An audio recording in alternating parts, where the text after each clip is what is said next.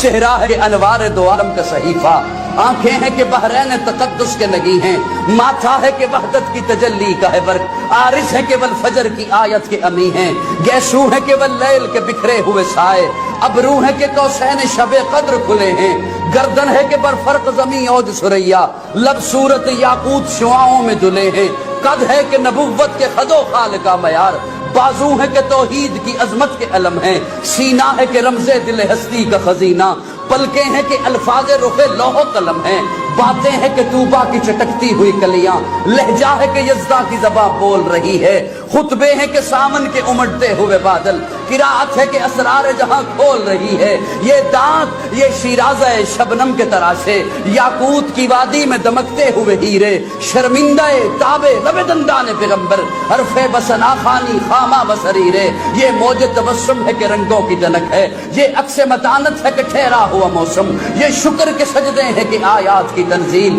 یہ آنکھ میں آنسو ہے کہ الہام کی رمجم، کہنے کو تو ملبوس بشر اوڑھ کے آیا، کہنے کو تو ملبوس بشر اوڑھ کے آیا، لیکن تیرے احکام فلک پر بھی چلے ہیں، انگلی کا اشارہ تھا کہ تقدیر کی ضربت، مہتاب کے ٹکڑے تیرے قدموں میں گرے ہیں، کہنے کو تو فاقوں پہ گزری تیری راتیں، اسلام مگر اب بھی نمک خار ہے تیرا، تو نے ہی سکھائی تمیز من و یزداں، انسان کی گردن پہ صدا بار ہے تیرا، کہنے کو تیرا فقر تیرے فخر کا باعث، لیکن تو سخاوت کے سمندر کا کنارہ، کہنے کو تیرے سر پہ ہے دستار یتیمی، لیکن تو زمانے کے یتیموں کا سہارا۔